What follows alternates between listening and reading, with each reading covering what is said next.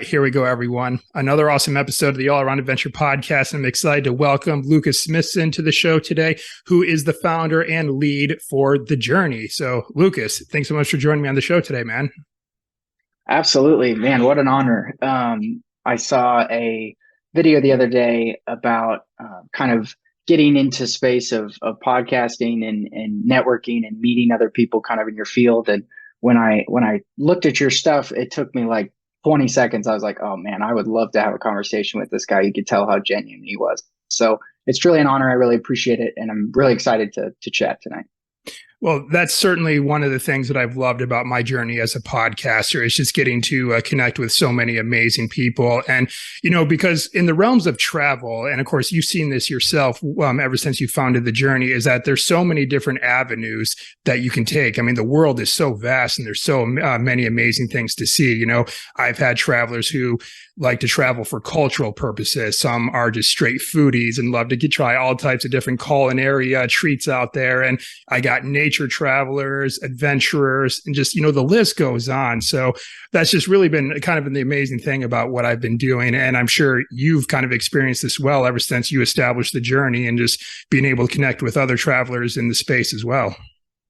Yeah, it's pretty cool because it's such a massive market as a whole, just like you were saying, but you really can niche it down to find something that not only that you love, but, could be a hobby, but turn it into something like we have that you can actually do something with it. So, and it's cool because like we love food. So we have some food videos that have had good traction on some of our socials and stuff. But like our main content would be like adventure travel, things like that. And so I love the fact that I could literally talk to somebody as an adventure traveler. I could talk to somebody who loves going to cities to go to the museums and the cultural aspects of seeing city. And like we can connect just because the overarching theme of travel is about discovery and seeing new things and being inspired and, getting out of your rut of your day job or whatever it is and going out and experiencing new things, experiencing life and living it to the fullest. And so I think that's what's cool, even though it's niche down and there's different areas as a whole, the main themes, in my opinion, is what really connects us of why we all love travel in our own right. Yeah, absolutely. And we're definitely going to be taking a dive into that in this episode today. But before we kind of, get into the weeds here a little bit, I kind of want to go back to the beginning in your story a little bit, because every great story has a beginning. So that's where I'd like to start with you as well. So just take us back here a little bit, Lucas, and just, your journey as a traveler. Where did it begin and what kind of inspired you to become a traveler in the first place? Yeah, so I really have to credit it honestly to my parents that kind of gave me the bug. I was sitting in the back of my van on my way to a family reunion, and I had grabbed an atlas map and I had opened it up, and we were making our way through 4 or 5 states on our drive, and we stopped at St. Louis to the Arch, and we were eating some new food, and we went and did some hikes some places, and I was kind of just what is all this? And growing up, my parents, we were homeschooled. And so our like field trips and stuff, we go to Gettysburg and we go to Richmond and go check out the museums. And we'd go and do a trip to Amish country. And like culture was something that was just instilled in me at a young age. So as I started getting older, we're taking this trip and I open this atlas map and I just see all sorts of green on the map, national parks, state parks. And I'm like, I want to see all of this. Like, I just want to do all of it. And somehow I have no idea. I convinced my parents to literally rent us a van, me and 7 of my best friends, the next summer. And we drove from Virginia to California and back in like 20 days. And after that, man, I was just absolutely hooked. I think we went to like 8 or 9 national parks. We went to like 17 states. And I was forever changed. It was just like it was something in me that like I woke up every morning like I wanted to start the day, and I knew it was something that I wanted to do. So that's kind of the origin. So a good old fashioned classic American road trip. Love it, man. Absolutely love it. And, Yep. I also just love the aspect of the Atlas too. It's just something about seeing maps on paper versus like Google Maps, it kind of hits a little bit differently. Because I kind of grew up in that era of analog too, where it's just you got like road maps that you fold out and you try to fold it back up and you can't quite get it the way it was before when it was Yeah. initially Yeah. folded. Or then they came out with the fancy atlas books too, where you could flip between different states and everything. So, and then we had MapQuest, where you practically printed out maps and Yes. and go out like you were And pirates. it crossed your fingers, right? You crossed your fingers that you printed out the best version so you wouldn't mess up. And kids this day, they're so spoiled. They go on Instagram, they go on YouTube. They can see all these ridiculous places with 2 clicks, right? It's like they could type in glacier, they could type in, Greece, they could, and they'll just be loads and loads of like visuals. What's like for us growing up, like the phone was coming up and social was coming up, but we had to use our imagination, like I'm sitting in the archway in St. Louis and I'm looking out and I'm just seeing these vast, massive amounts of just land and how cool it was to go up the elevator. You're like in this tight little thing and just having the imagination of like what else is out there and seeing that on the map and going like, I want to see things in person, not just on a map. So it was almost like an extra like incentive, right, to experience that myself rather than to just click a button and see it on a screen, if that makes sense. Yeah, I can certainly agree with that as well. Like especially when you're looking at those maps and then typically the key would have an icon for an attraction of some kind, and it'll tell you like what it is, but not really give very much in the way of context. It just tells you that okay, right here in this spot there's an attraction. But then you're right, the wheels of imagination and curiosity will turn in your head, and then you just go there yourself and actually see what it is. I mean, what is it about this place that warranted to be on this map and listed as an attraction? But nowadays it's kind of like, especially with the definition that we have with photos and videos these days, it's just like, does it, and of course I will say this, that videos and photos will never do a place justice like seeing it for yourself. But I think you're right, that surprise and that, I guess, shock value, if you will, isn't really quite as there, because you pretty much more or less visited these places, quote unquote, through the internet. And then so when you actually get there, it's not entirely new, again, if that makes sense. But I feel like, it's just you'd have to have grown up in that era of analog to kind of have that same feeling. Absolutely. And like, I get this a lot, especially with some of our socials. I'll have a video that goes viral or something, and you get 20 or 30 people that are just like, oh, you're ruining these places because you're posting about them. And here's the reality, okay? I can't sit in a van with somebody and hand them an atlas map and convince them to have that aha moment of, oh, like I want to go see that. Like there's more than my small town in Indiana, or there's more than just the beach that I see in Florida, or whatever it is. Like, oh, I want to go to, I'm dreaming of ice. It's like, you don't have to go to Iceland to experience ridiculous things. There's literally stuff in your back door, right, in the States. And I'm just talking strictly from an American audience here, right? And so what I then asked myself was, well, that same inspiration that I got and just incredible, like travel and nature has given me so much more than I've ever been able to give back to it. And so what I want to do is, how can I inspire others to have that same experience and have that same reality of getting to Yellowstone and seeing a buffalo walk in front of your car, or watching that waterfall as the sun is setting, like whatever that moment is that just kind of takes you to a new level of transcendence of what it means to be alive and all those things, and like what it truly means to live and be one with nature and all those things. And so for me, it's like my platform is now, I am the atlas map, right? I am giving to people to try and inspire them to realize like you don't need a ton of money, you don't need a ton of time, you just got to make the necessary sacrifices so that you can experience these things. Like there's nothing special about me, I just decided to go and do it, you know what I mean? And so for me, it's like, no, it's not, I wouldn't say it's the full on same experience, just because we have become so saturated with so much stuff.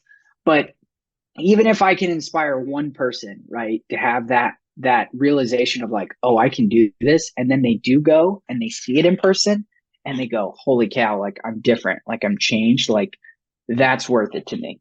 that's totally worth it to me. So that's kind of like my inspiration behind, kind of pushing. It's like I am the Atlas map now.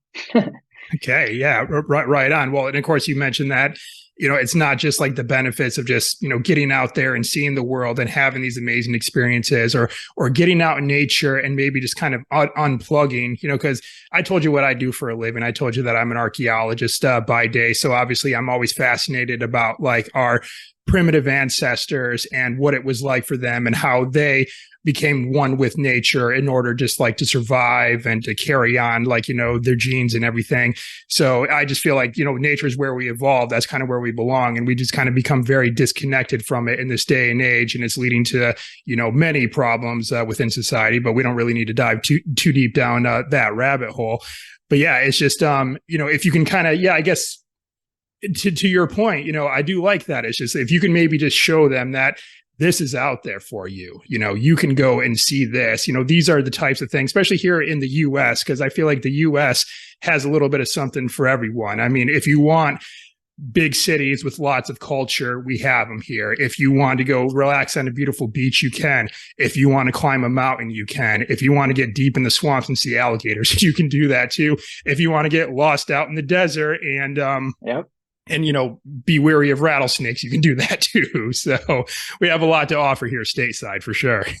Yeah, absolutely. I mean, I don't want to like make a beyond bold statement because I don't know, but I feel like with the places that I visited, it's the most diverse from a standpoint of landscape that you can get in one country. You know what I mean? I mean, I don't know a whole lot of countries that have rainforests. They have, we have the tropical islands in Hawaii. You have the desert in the whole Southwest to the big, massive Rocky Mountains through Colorado up through Montana to all the crazy stuff that you can find in the sand dune. I mean, there's literally, like you said, there's something literally for everyone. And in a lot of ways, it's like, oh, well, I live in, Podunk, Kansas, or I live in Virginia. There's nothing around me. And it's like, I can guarantee you I could find something within a 3-4 hour drive of you that would probably blow your mind. And you go, holy cow, there's some cool stuff here. So it's in your backyard. Yeah, well, and going along with that idea is just, I think as humans, we're kind of creatures of habit, especially like if we're traversing from one place to another, like locally speaking, for most people, it's like from their house to work, and they'll take the same route to get there every single time. Same thing if it's like any other errand they have to do. If it's their house to the grocery store, they're going to take the same route to get there, or house to the gym, you name it. The route that they're going to take to get to said place is likely going to be the same one that they've done over and over again. But then sometimes I suggest to people is just, what if instead of going straight, why don't you turn right and then see what's down that way, and then get back and loop around to connect where it is you need to go, and just see what might else just be around you that you maybe haven't ventured to go see. And speaking of my hometown, I'm from a small town in rural Michigan. I did do that one time. I took a different route. Like this was kind of when I was sort of like growing up and just, learned how to drive and got my driver's license and all that stuff. I took a different route to get to town from my countryside home. And I'm seeing all these really beautiful farmsteads that have been there for a long time. And I found this sign along the side of the road that was marking the location where back in like the late 19th century, this great fire started that literally swept across the entire thumb of Michigan. And so I thought that was kind of a really cool, historical component to my hometown that I didn't even realize was a thing until I just decided to take a different route to get to town one day. Yeah. It is amazing when you step out of your comfort zone or step out of, like you said, your pattern. The knowledge that you'll learn or the life experiences that you get will be things that will stay with you a lot longer than necessarily doing the same thing over and over again. And I get a lot of people, they'll say things like, well, you do it for a living or whatever the case may be. I there's no way I can do it. And I'm like, no, like, let me sit down and talk to you for 10 minutes and I can tell you can do it. I mean, literally our first trip ever, which was that cross country trip to California and back, I paid for the whole thing in gas with change that I had just saved for a year with the odd end jobs that I had in high school. And it was like any tip money, any things like that. I put it in a drawer for a year and I had like $250 at the end of it. Well, when you got 7 guys in one car, and this was, gas wasn't $3 a gallon, but you get my point. Like it was about 1,500, $1,600 for all of us. And my 250, like I didn't really have to think about it or come. Just an easy side thing I did, that saved money for me to be able to do the biggest thing, which was, well, how am I going to get from A to B, right? It's to drive. And then, eating PB&Js and eating out of a cooler is a whole lot cheaper than buying expensive food at every city you go to, So there's ways to do it. And there's some people that love luxury travel, like there's ways to do that too. So there's something for everybody. And I just try and tell people, like, don't try and limit yourself, and convince yourself that immediately say like, oh, there's no way I can do what you do. Right. I'll just watch on a screen. It's like, well, if that's what you want to do, that's fine, but don't kid yourself. Like, you can make these memories for yourself too. Yeah, well, kind of like how you mentioned earlier, that sacrifice is kind of the key word there, where it's just like, well, maybe you'll spend more times, at home cooking your meals rather than going out to eat. Maybe you'll only go out like once a week from this point forward, rather than maybe like the, 3 or 4 times or whatever that you've been doing. Or if you're going to go out to the bar with a group of friends, maybe you're only going to limit yourself to just one beer versus, a few more after that or whatever. Like, towards the end of 2021, and you probably might have seen this, from some of my previous episodes, but I actually through hiked across the entire state of Michigan, and Yeah. it took me 3.5 months to do. And I self-financed the entire thing. So I wasn't getting sponsors. I wasn't, getting any, things. The only donations that I were getting was for a nonprofit that I was raising money for. So, but I self-financed, 3.5 months of being without a job. But a lot of that was just kind of like what you and I were describing, where it's just, I kind of lived a Spartan lifestyle. I wasn't dabbling in so many luxuries. I was doing a lot of overtime, and all the overtime money was just being set aside in a separate account to save up for this. So that way I know I could confidently float for 3.5 months to do this thing, because it was important to me, because I wanted to raise money to help veterans, because I think I might have also told you that I'm a Marine Corps veteran. And so you're absolutely right, though. There's ways to do it. It's not easy, but anything in life that's worth having is not going to be easy to obtain. You got to work for it and sacrifice for it. 100%. And like, I just feel like society as a whole has told you, you got to be locked into a 9 to 5. You get out of college, get your job. And none of these things are bad, because it's like Oh I've no. I've done these things. So I'm not talking bad about them at all. It's like you do that, and then you get a home, or you get married, and then you have a kid, and you kind of and then you save, and then when you're 60, then you can go and enjoy yourself. Then you can go, like, you're in retirement now. So now you're allowed to go and see things that you've always wanted to see. And I just say, sorry, that's BS. That I don't agree with that. Like, you don't have to do it that way. Like, we've just kind of boxed ourselves in that it's like, oh, the big man, or whoever it is, your, I don't know, your family, your friends, or, well, that's stupid. Like, that's dumb that you saved 3 months to go and backpack a through hike across Michigan. How could you do something crazy like that? And I guarantee you that the 3 months that you did that, you learned more about yourself, you had more memories, and you are better for it because you did it. And think about if you'd have listened to somebody that told you that that was a dumb idea, right?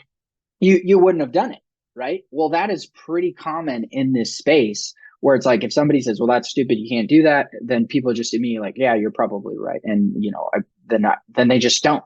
And then you think about how much you would rob yourself of all those experiences, right? Like, I'm sure we could do a whole podcast on just your 3 months and what you learned and what kind of awesome, amazing experiences you had. But like, good for you that you were willing to sacrifice to make that dream a reality. And now, like, the stories that you have, like, I want to sit with my grandkids someday and be able to be like, hey, like, let me tell you the things that your grandpa did that you can do too. You know what I mean? And I just think, don't put yourself in a cookie cutter mindset where it's like, oh, you have to do X, Y, and Z and you can't experience these other things. Like, there are definite ways. I'm not telling anyone to go into debt or make dumb decisions just to travel. Mhm. That's not what I'm saying. But it's like you said, it's like you were working overtime. It's like there's ways to side hustle, saving any penny you can. Like, you afford that $8 Starbucks 4 times a week.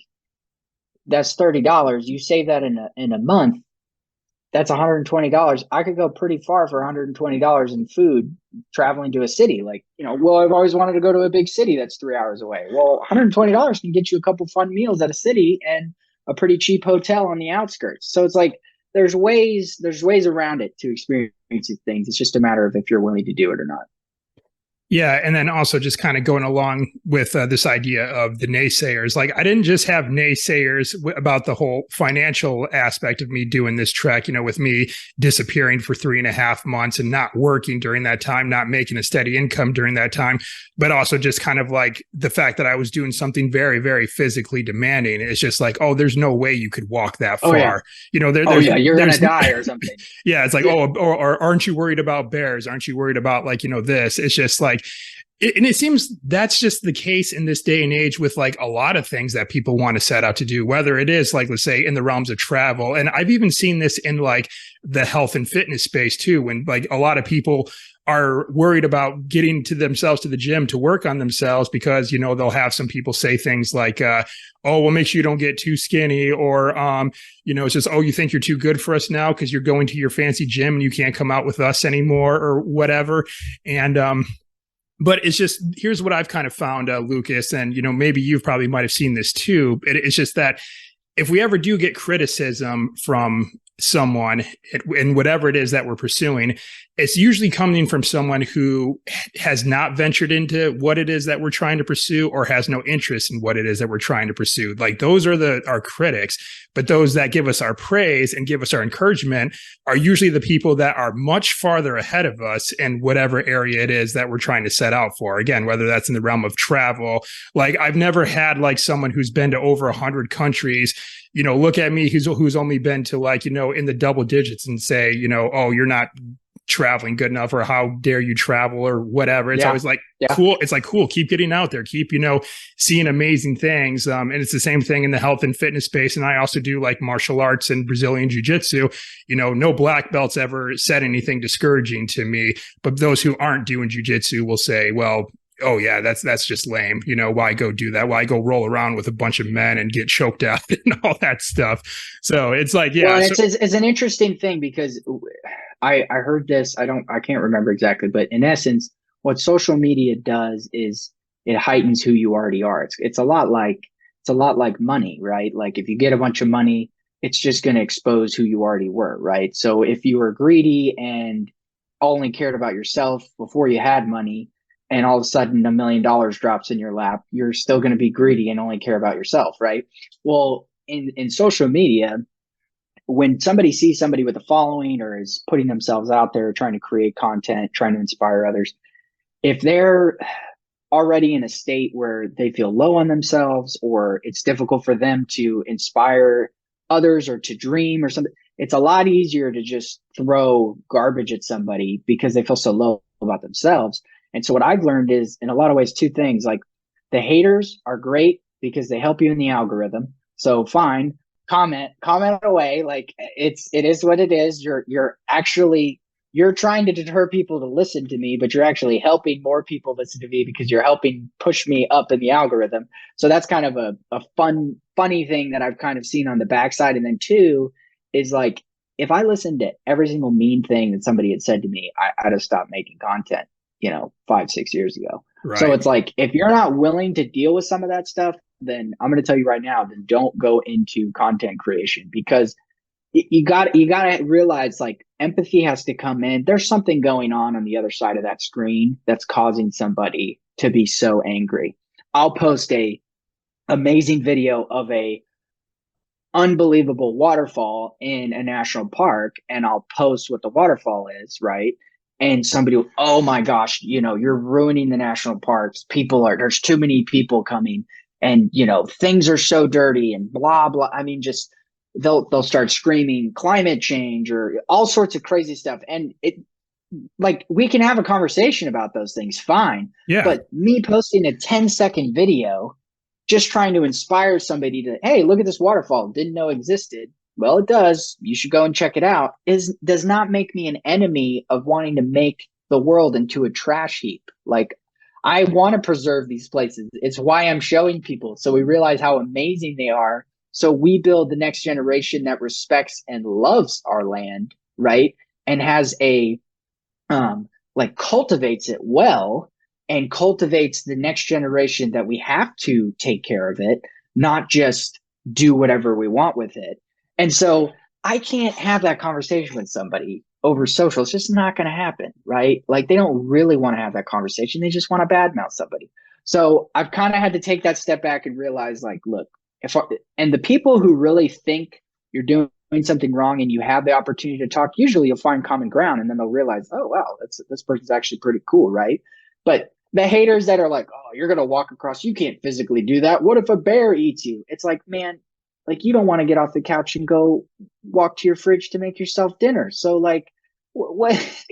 It's not surprising to me. It's not surprising to me that you're scared about me walking across with bears. You know what I mean? It is what it is. So I've learned a lot of empathy and just to realize like you got to be a duck and just let the water slide off your back on a lot of those things. Because otherwise you're not going to get anywhere. You'll look at your phone and just be like, well, I guess I can't create things. I'm upsetting people. It's like, well, you're going to always upset somebody.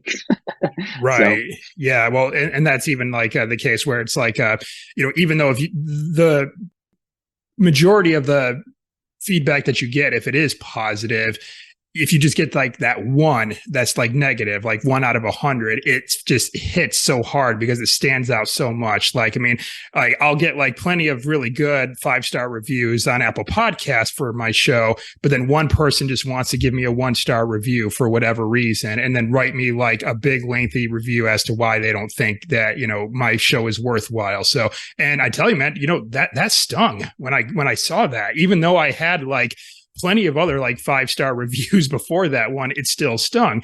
But then I just had to kind of like realize it's just like, hey, you know what?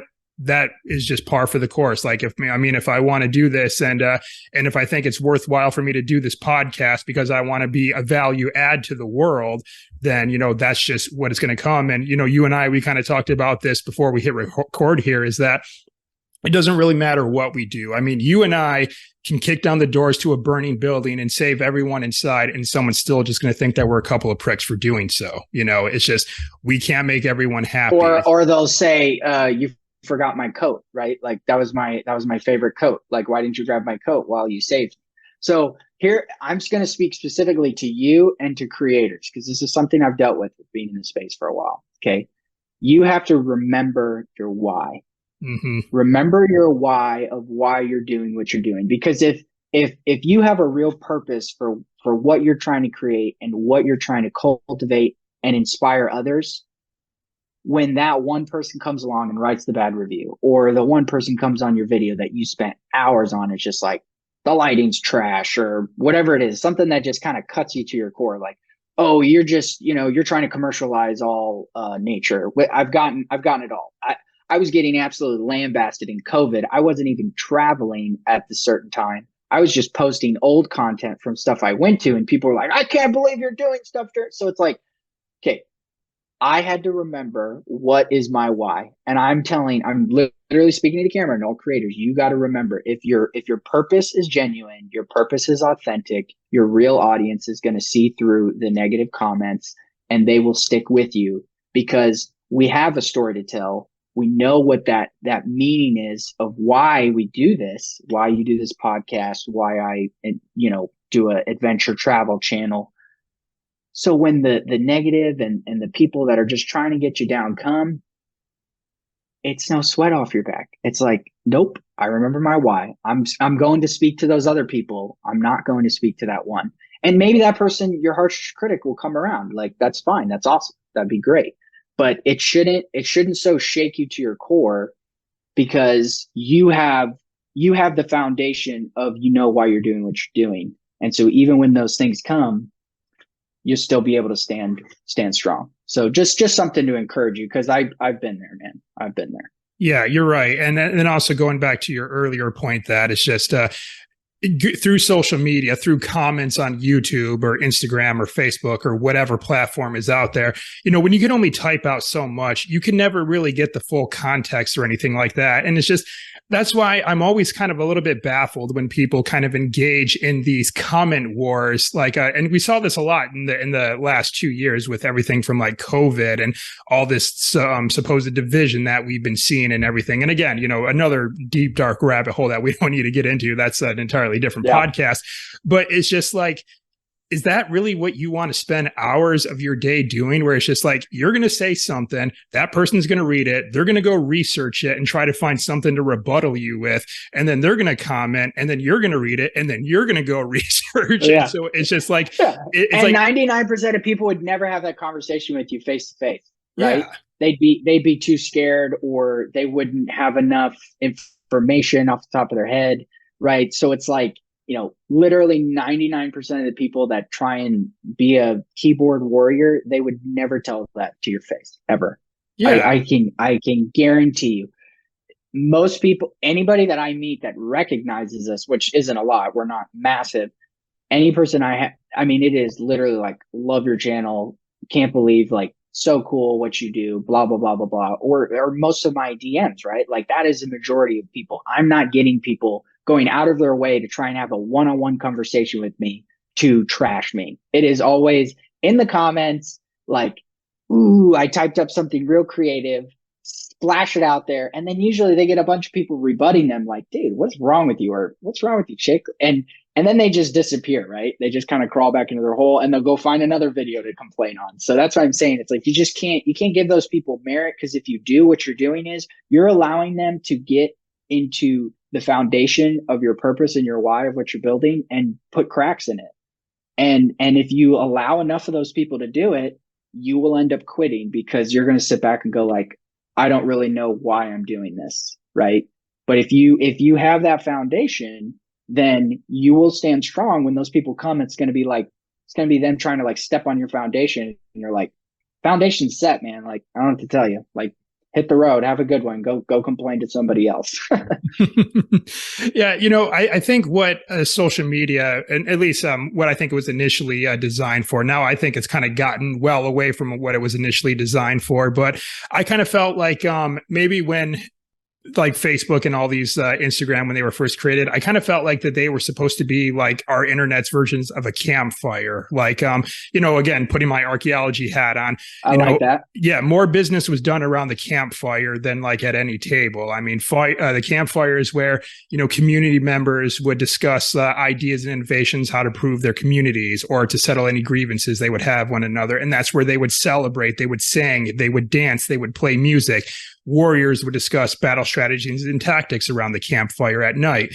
Parents would bond with their children around the campfire. And so, but that was all done, face to face, so to speak, which I think biologically, that's how humans, we are designed to communicate with one another. I never thought we were actually meant to communicate through text, because again, looking back in the realms of history, history being the creation of written word, doesn't go back very far in humans' existence being on this planet. Like, it goes back about 5,000 years with the invention of cuneiform in Mesopotamia, which is modern day Iraq. But humans have been on this planet for millions of years. And so the idea of us communicating through written word is really not that old in the grand scheme of things. So it's just, I'm wondering, it's like, were we ever really meant to communicate this way, where it's just like you would send like important things that you want to say to someone else through a text message rather than like try to say it to them in person, or to even call and use your own voice? So it's weird. It's just like, I think, we tried to invent this idea of the campfire. And now this is, of course, not me saying that there's no value in social media. You and I got connected in social media, but I definitely appreciate this conversation that we are having, utilizing a medium like a video call, versus then if we just went through everything and just tried to use text the whole time. So so I'd say there's a time and a place for social media, but I think it's kind of gotten us away from just like how I think we're just genuinely meant to connect and communicate with other people. So that's a very long tangent, but I think you kind of get the idea. No, I get what you mean. And ultimately, like, something short that I just thought of is like, I have found that there's two differences in social media. There's creators and there's consumers, Hmm. right? Yeah. And I have found myself, like I'll sit on the couch at seven, I put my kid down and my wife and I go to relax to watch a couple of, episodes on Netflix or something, and I'll start scrolling on my phone and I blink and I just lost 45 minutes because I just Hmm. get sucked in the vortex of consuming, consume, consume, consume, right? And Right. everything's moving to short form content. So it's like 5, 10, 20-second clips. Well, you watch 5 videos, you just lost 2 minutes. So, what I have found and challenged myself, and my wife has challenged me, is like, if you're going to be in content creation, and I would say even social media in general, like that's what I'm going to do with my kids. That's what I encourage others to do and themselves. Focus on the creation aspect. Focus on the campfire aspect.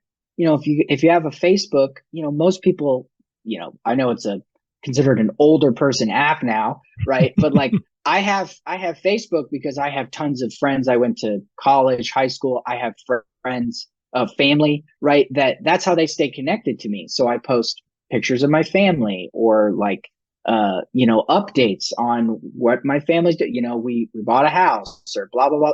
So it's a way to connect with people, not just, oh, I'm just going to, go on Facebook and consume, right? So I have found that if you switch the narrative and you're creating for social media rather than consuming, it gives you a total relief because you're not sucked into the vortex. It's like, yeah, I'm going to go on social for maybe an hour a day so that I can post my content, my created content, or know what to create, what are people interested in.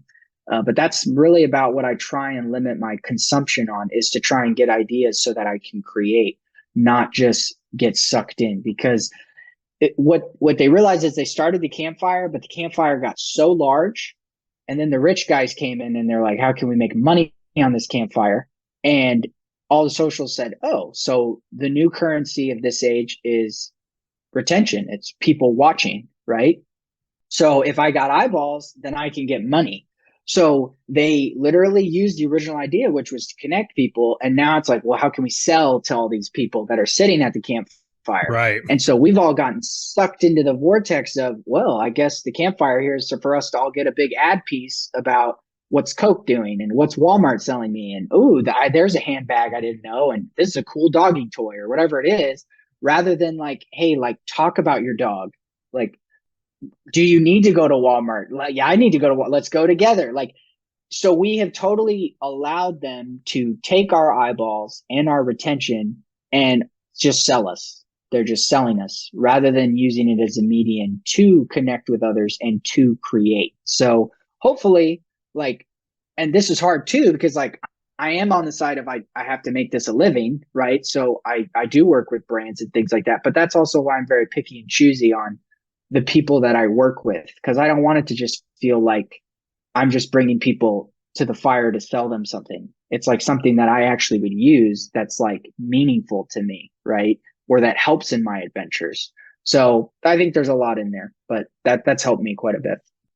Yeah, it's just using social media as a tool, like you mentioned. I mean, and it's just Absolutely. because like I said, that's how you and I got connected. That's how I got connected with like a lot of guests who have been on my podcast who are actually like now friends, and and some of my guests, I didn't know them before I connected with them on social media. Now, it's like I've traveled with some of them, I've broken bread with some of them, so it is a very good tool. But you're right, it does boil down to intentionality. It's like, how are you going to use this? It's just like, we carry around these things in our pockets that are more powerful than computers they had on the freaking space shuttles that sent people to the moon, for crying out loud. It's like Yep. you can build an empire with this thing, or you can let it just like consume your time and Consent.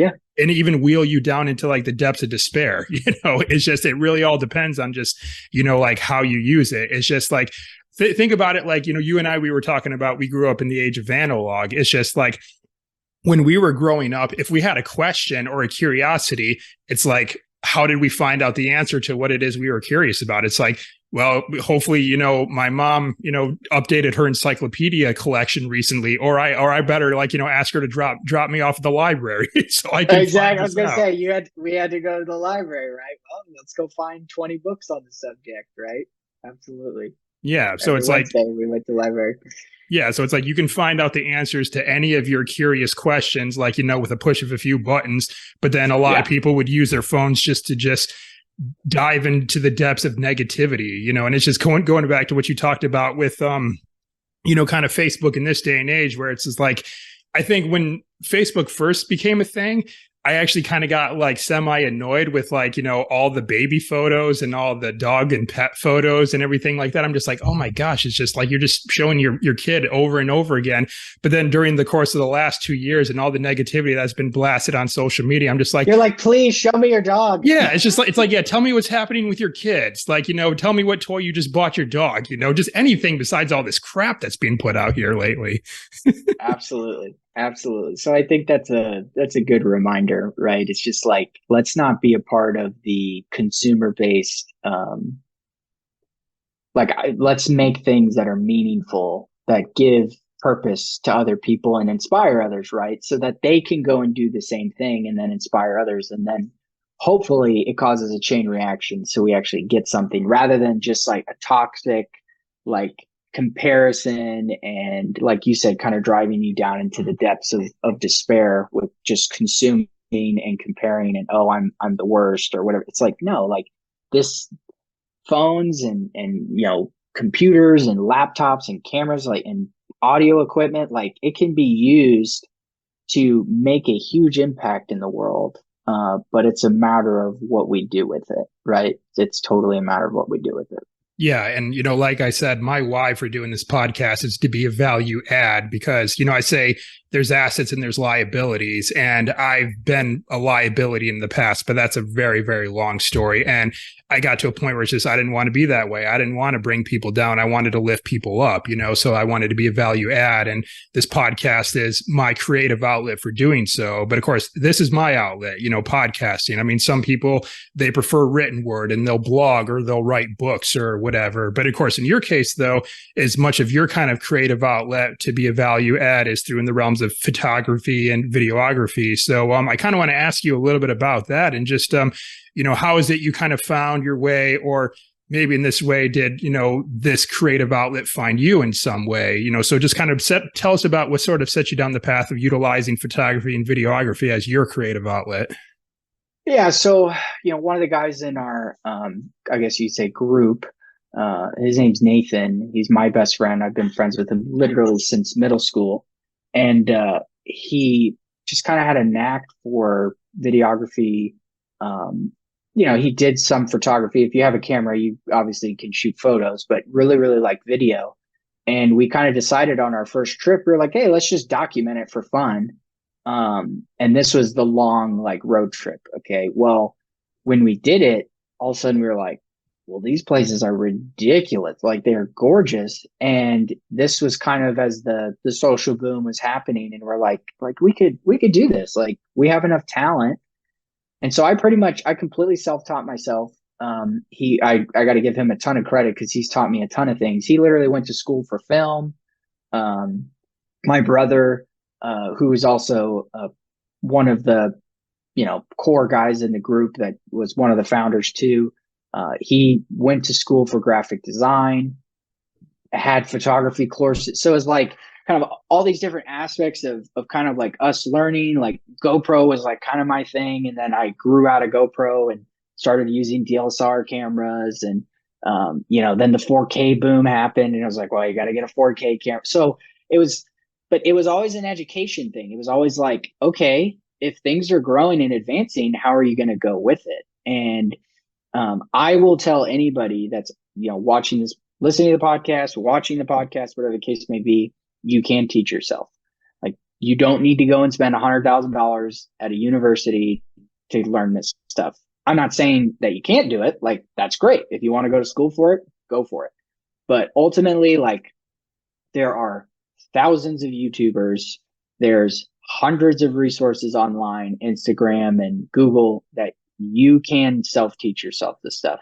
And, ultimately I started one place. If I showed you some of my photos and videos from 7, 8 years ago compared to now, you'd be like, holy smokes, right? But that's what it's supposed to be, right? It's supposed to be an evolution of getting better and stuff. So I think it was just like kind of tenacity I had. Like I'm a very like passionate, determined person. When I kind of set my mind to something, I like want to keep going.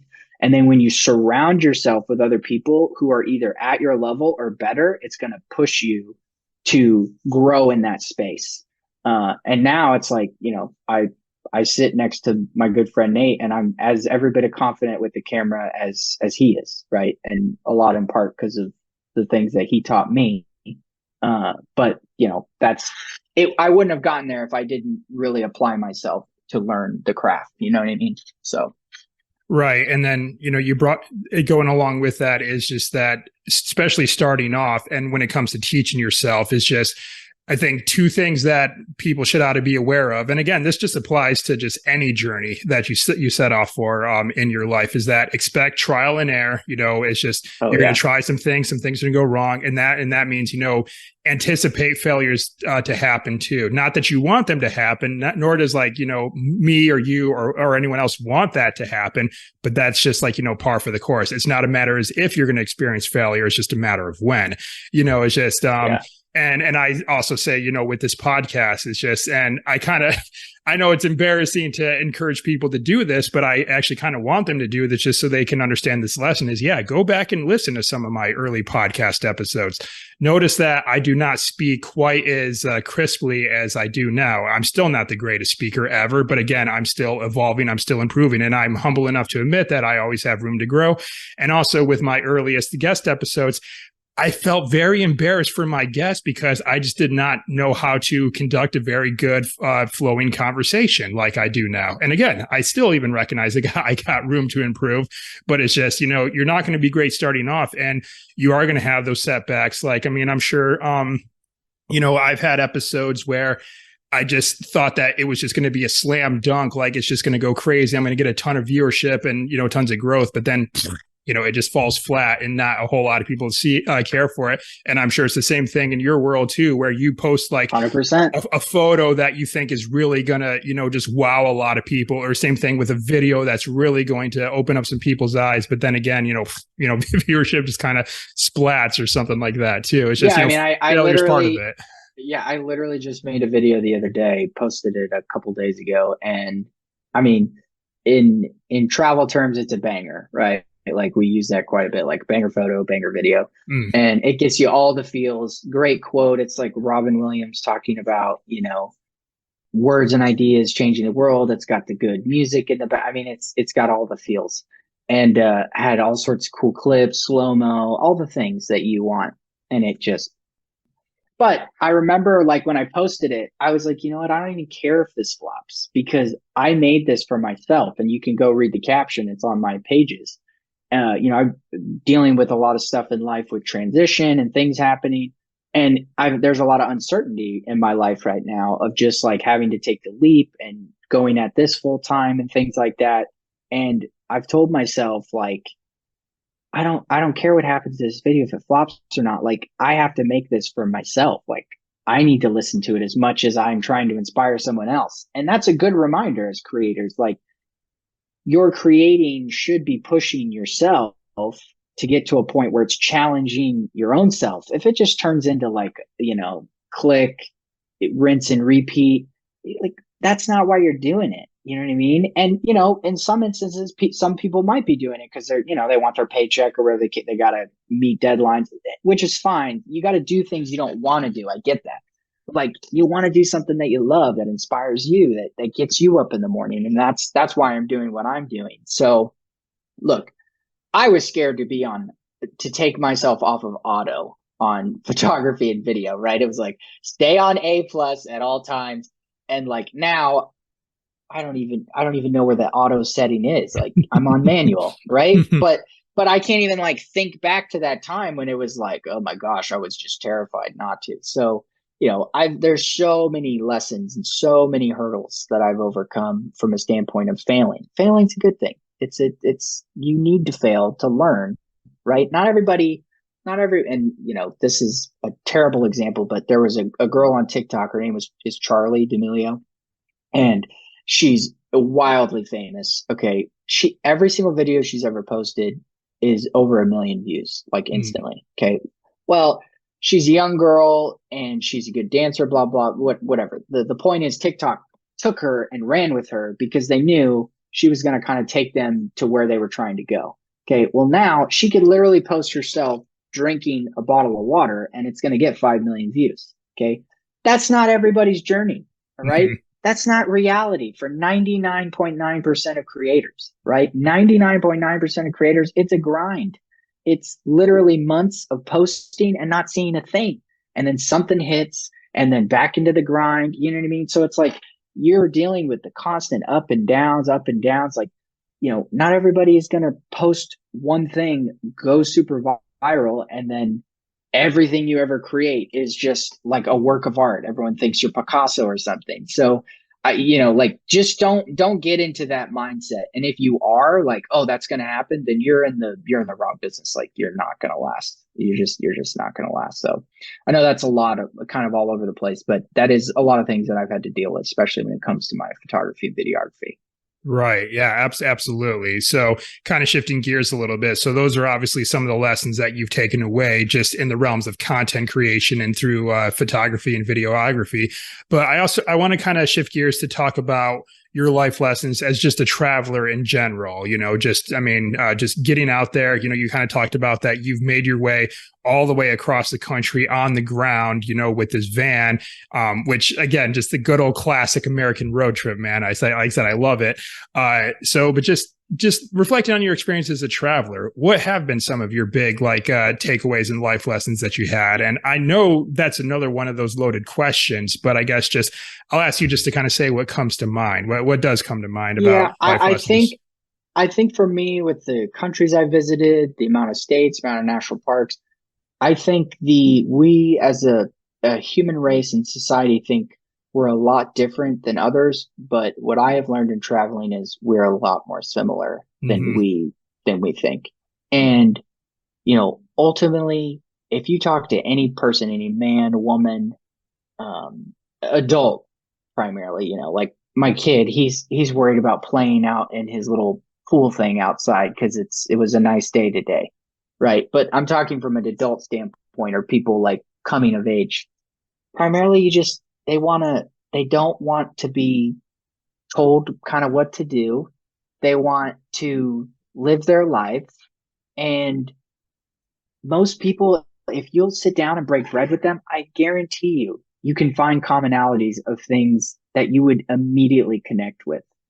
Even the most random person, right? Like I could meet a super nice African American guy in an urban city in a rough part of town, and if I sat down and broke bread with him, I guarantee you we could find some similarities, things to connect on, to like have humanity with each other.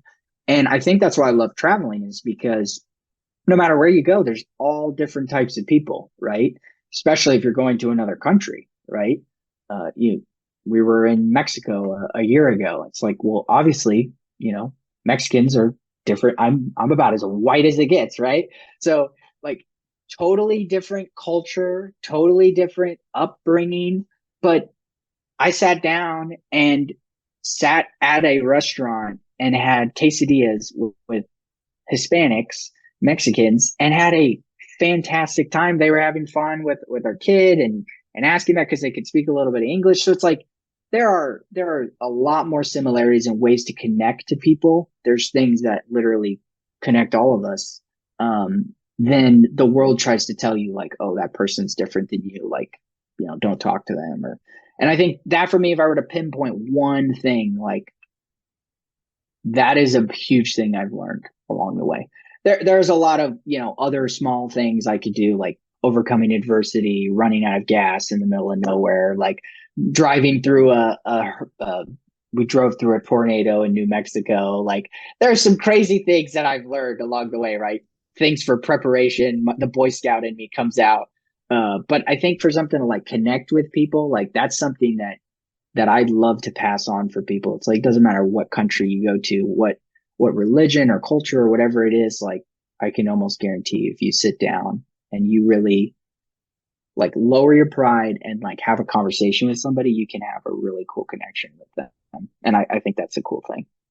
Right. Well, it's just I think one of the ways in which I think a lot of people believe that they're unique compared to like other people out there is in like their struggles, we'll say. Like, you know, if they're struggling with something, they think that they're probably the only one in the world that's dealing with this certain thing. And, you know, and I think a lot of people, at least what I've observed on social media, and these are the types of people that I probably care to follow, is just, you know, I mean, obviously you log into social media, what do you predominantly see, especially in platforms like Instagram? It's the highlight reel. It's like, it's all the great stuff.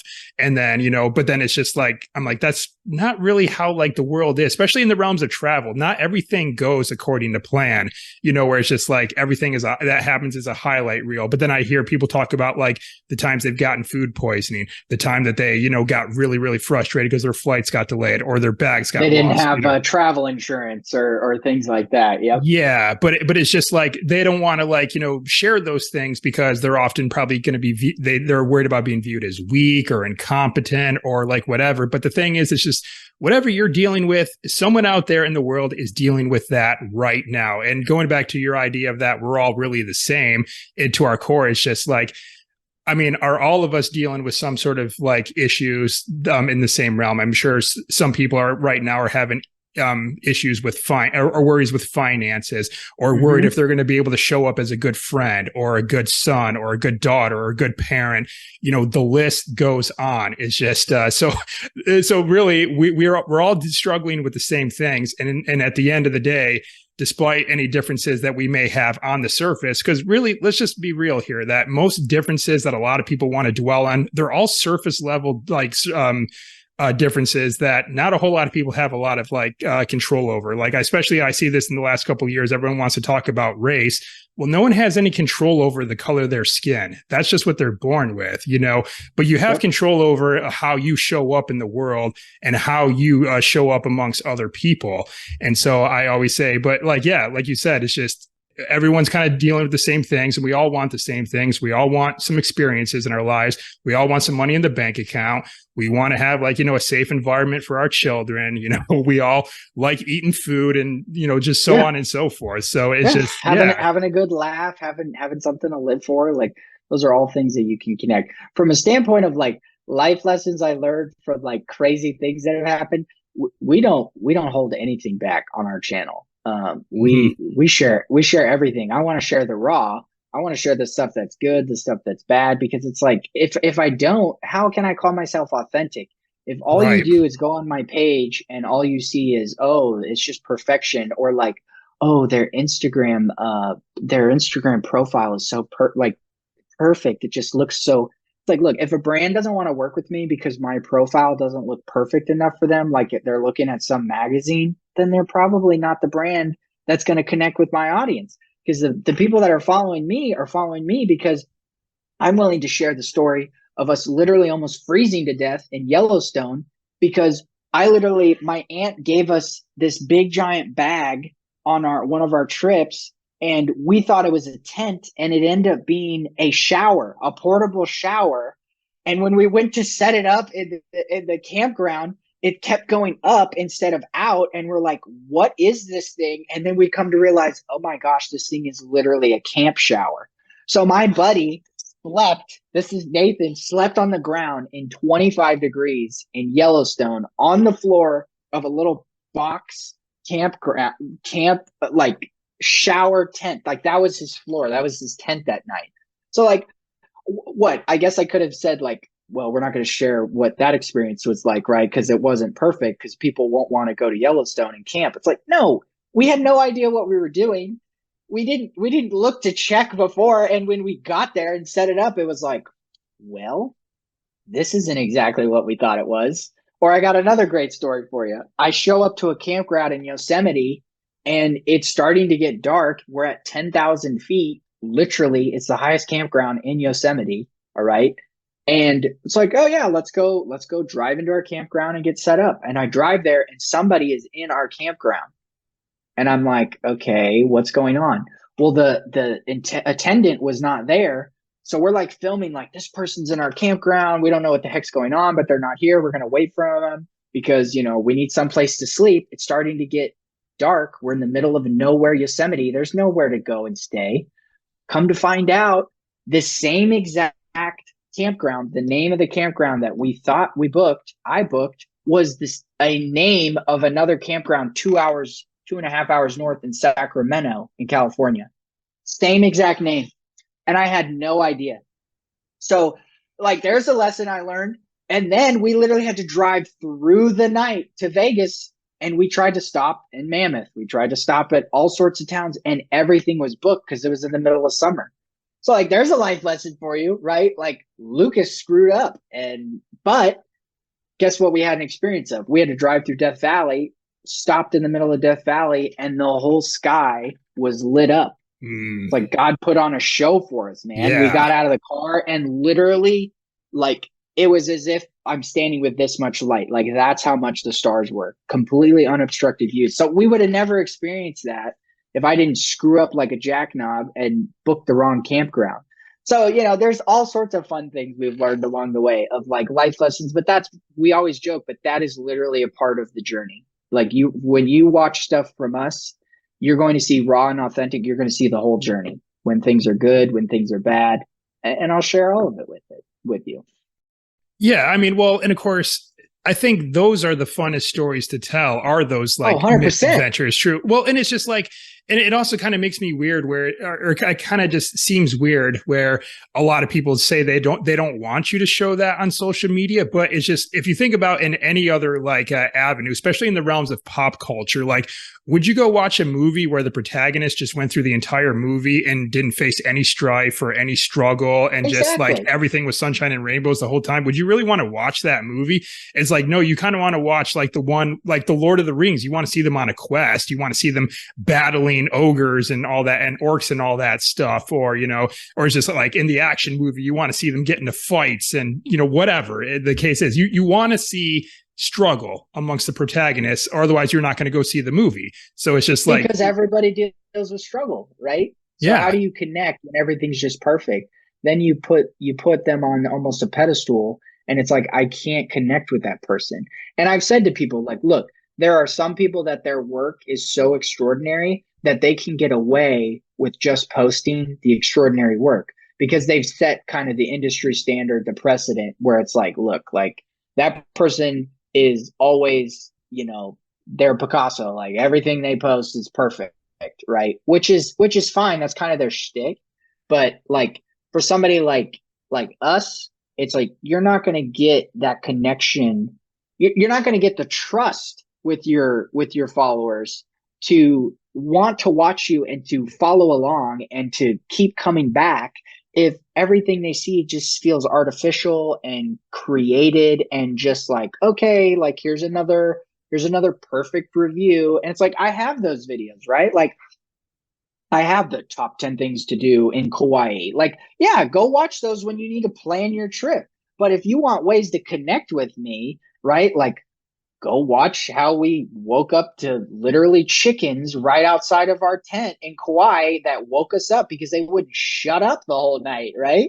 So, like, that is something that's like, you're going to literally get from me, that's going to get you to realize, like, yeah, I'm human just like you, man. Like, there's nothing special about me, right? Like, I put my pants on just like you. Like, let's have a conversation. Let's inspire you. Let's plan something, right? And it's going to be fun. You'll have those mishaps, but those are good. It's like you said, literally anytime I tell stories and I tell stories like that, people literally light up more with those than when I'm like, yeah, I stood on the top of this 10,000 foot mountain and look at this sunrise I got. They're like, okay, well, that's really cool for you. Like, anybody could do that. Well, I want to know the stuff where you had like issues. So definitely a way to connect for sure. yeah, absolutely. All right. Well, what's next for you, man? I mean, it's just, what do you kind of have on the docket for this year as far as like, well, I guess we can even talk about in both avenues, in the realms of travel and as in the realms of creation. I mean, what do you kind of see for yourself on the horizon? Yeah, so we're stepping into a place. We're actually rebranding our website, which is exciting. We have really started to really push content creation for other brands and for connecting with like-minded individuals. So what's next for us is we're kind of we're hitting this as full time as we can now. So, we've got a podcast that we have started that we kind of stood took a while off of, and we're firing that back up. That we're going to be doing tons of video content creation, and I have a really big heart for, and even in this interview, getting just reassured from you, like leaving a purpose with others. I have a really big heart for teaching, and I'd love to teach people like photography for dummies type of deal. Mm. Like for landscape, right? For adventure, because I had no idea what I was doing, and now I get to go and shoot in some of the places I do, and I'm kind of just like pinching myself, like how the heck did I get here, right? There was a lot of hard work involved, but I'd love to share that with others. So for us, what's next is just like really trying to not only inspire people, but like make this a full-time thing where it is like all that we do type of deal. So lots of fun stuff coming. The rebrand of the website. We're doing a ton of like user generated content for different brands, hey, take our stuff out into the wilderness and shoot photos, videos for us.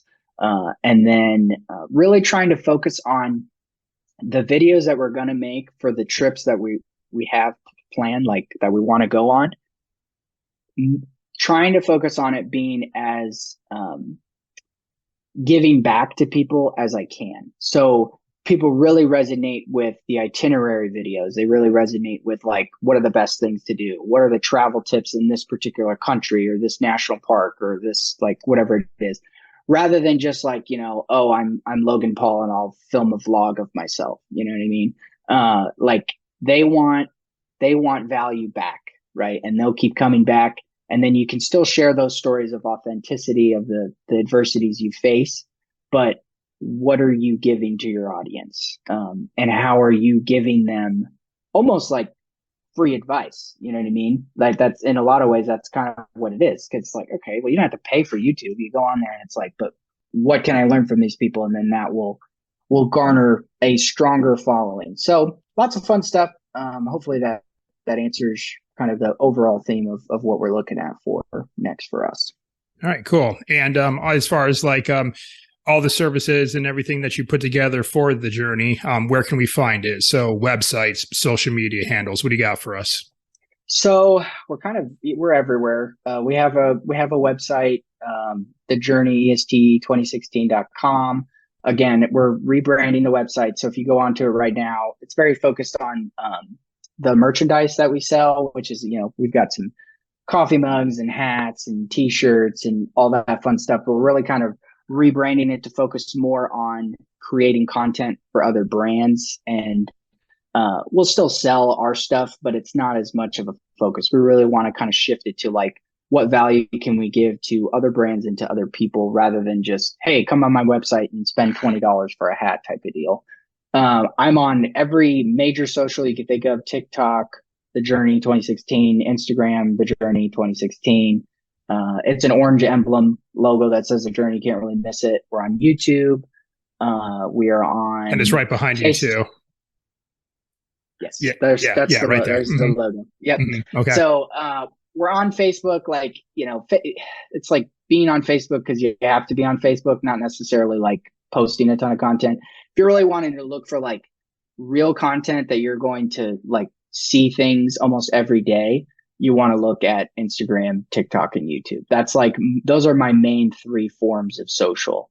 And then to get to know us a little bit more nitty gritty, you go to our website, our blog, our email list, things like that. So. All right. And I'll be getting all those linked up in the show notes for this episode, so listeners can find them there. Or if our viewers are watching on YouTube, they can find it in the description below. So, nice and conveniently laid out for them to find. All right. But as we kind of get into the wrap up of our conversation, Lucas, another thing I like to ask my guests to do is issue a challenge to our listeners, because you and I, we've been covering a lot of great information today and a lot of great stories today. But as we know, information and stories can only take our listeners and viewers so far. They have to follow it up with action if they really want to go out and do amazing things in their lives. So with that, what challenge would you issue to our listeners today for them to go out there and start living a more adventurous life? All right. So I kind of thought about this.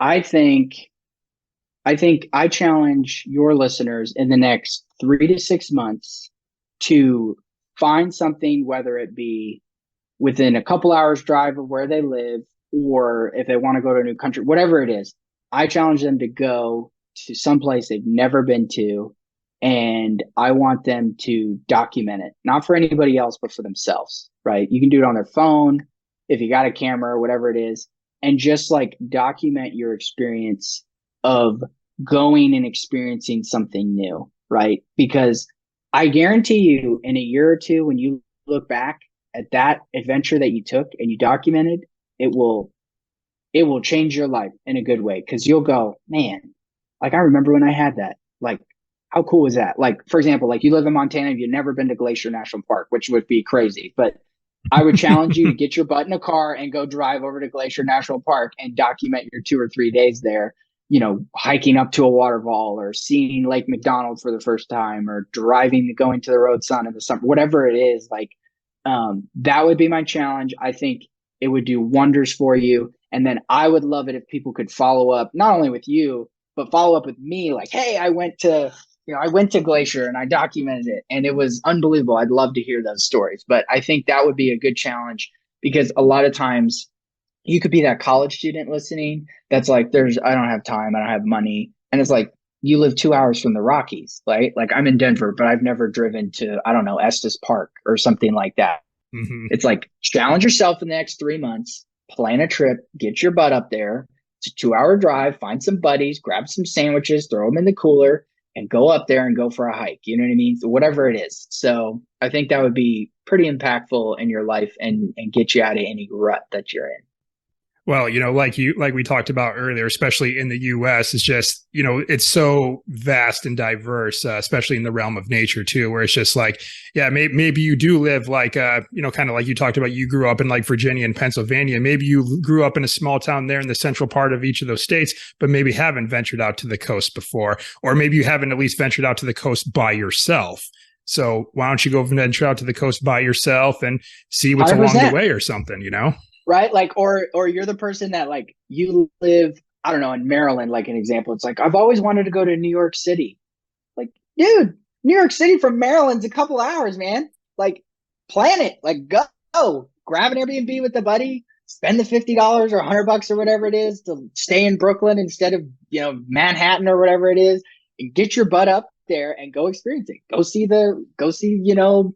old Lady Liberty, or, go get yourself a slice of pizza. Like, stop telling yourself you can't do it. Like, I challenge you, go and do it. You can do it. I know you can. All right, right on, man.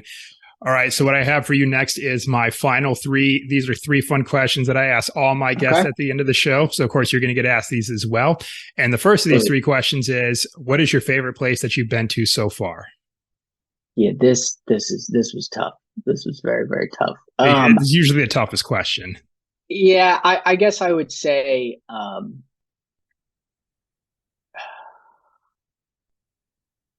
Glacier is pretty hard to beat from a Mhm. standpoint of just the awe factor. I have like different categories of favorites. So to save time, I will say Glacier National Park, going to the Sun Road while the sun was setting. Something I'll never forget. Okay, right on. And you know what? That's a first to come up on the podcast, Luke. I've All had right, a vast array I'll of take it. different answers for I'll this take it. question, but I'm pretty almost certain that no one said Glacier National Park before. It's been brought up in podcasts, but not like an answer to this question, though. So there we They go. call it the crown jewel of the continent for a Mm, reason. And Glacier's not even my favorite national park as a whole. It's in my top five, but my favorite place, like when I can think back, like I'm thinking of when I was driving down that road and the sun was setting down on the Rockies. It was literally a painting in real life. I can't even describe it. Something that I will never be able to get out of my head. Beautiful. all right, very good. All right, so the next question out of these three, what is one thing on your bucket list that you have yet to do? I 100% want to go see the Northern Lights. Mm, That is a big thing for my bucket list, and uh, would love to go to Iceland to do that. Had a trip planned, and then COVID happened, and I say more. So trying to make that a reality, and it doesn't necessarily have to be Iceland to go see the Northern Lights. But I really want to go to Iceland. So I figured 2 for 1 because Iceland's on my bucket list. So I would answer and say that that would be a really cool one. Okay, cool. And I'm trying to think that might actually be another first too. Again, I feel like the Northern Lights is one of the things that was been brought up in other podcasts, but not an answer to this question though. So there we go. 2 for 2 so far. Well, and it's like a photographer's dream too, right? To Right. like see it in Yeah. person and to capture it. So if I saw it in person, I would die. If I saw it in person and I got to capture it on my like camera, I'd just die happy and be like, okay, take me now. Like I am happy as a Life can. Like complete. life complete, right? So it'd be kind of like a twofold for me. Like, all right, like I'm good to go. So Okay, right on. All right. And the last question out of these three, and this is a two-parter. What is your favorite animal, and have you seen this animal in the wild? this one is hard. Okay. I have a lot of favorite animals.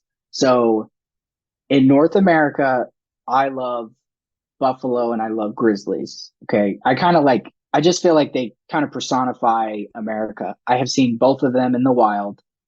I've seen them in Yellowstone. I've seen them glacier, other places. Unbelievable. Okay. When you see a grizzly in the wild, it's very, very hard to not get. I mean, I saw 3 of them in glacier on a hike. One literally scaled up the side of a mountain, just like came out of nowhere. It was unbelievable. But the one that I have not seen that is my true favorite animal is out of all animals, I would love to see a cheetah. I'd love to see a cheetah in Mm. the wild, like on a safari or something in South Africa or somewhere in Africa. And that's on my bucket list too. I would lose my mind if I saw a cheetah in real life, like on a safari. I've seen them at Disney, but that's not the same. You know what I mean? It's It's not like the when wild. you're on the It's Disney, not the wild. when you're on the Disney safari, it's like, that's that cookie cutter perfect Instagram thing we talked about. So that's not the same. Yes, and that certainly is a first. I can say that with confidence. Yeah, no one's brought up cheetah before, so there we are, man. 3 for 3 for first responses to these questions. So We'll take it. We'll take it. all right, man, awesome. All right, well, Lucas, that's it. That's all the questions I have for you. But before we call it a day here, let's just recap one more time where our listeners can go connect with you. So once again, website, social media. What do you have for us? Yeah, so the website's a great place for her to connect. If you want to get on our email list, follow our blog, things like that. Especially with the change, a lot of that will be more center focus. And then, I'm on all your social stuff. So you can find us on Instagram, TikTok, YouTube, all the stuff. All right. And like I mentioned, I'll get everything linked up in the show notes so that way our listeners can go and find them there. All right. Well, Lucas, I want to thank you very much for joining me on the show today. It's just been great to connect with you. It's been great to have this conversation, just to hear your stories. And, it's just always just great to connect with fellow creators and to get their insights as to how they're kind of going about doing their thing. And so, yeah, man, I just appreciate you being here and just appreciate how you're showing up in the world. So thanks for joining me on the show and sharing your insights with myself and the listeners, man. This has been great. Absolutely. I had a great time and it's been an honor. What a cool opportunity. And I loved one of the things you said in the podcast, like some of the people that you've met, you ended up becoming friends and then you went on a travel, did some sort of trip with. So I look forward to that being the same for me and you. I'd love to break bread or hike somewhere together or do something. So I look forward to that in the future. Well, I am in your neck of the woods now. I'm down in San Antonio, actually. So, Okay, there we cool. are. So we are pretty close. Sweet. Yeah, So we'll have to connect. I just moved here about a month ago from Michigan. So, yeah. So welcome to Texas, the land of freedom. yeah, yeah, definitely, and very good barbecue. So maybe that's something we'll have to meet. Very for. good barbecue. It is hot as you know what though, but at least we have good barbecue. All right, right on. Well, thanks again, Lucas.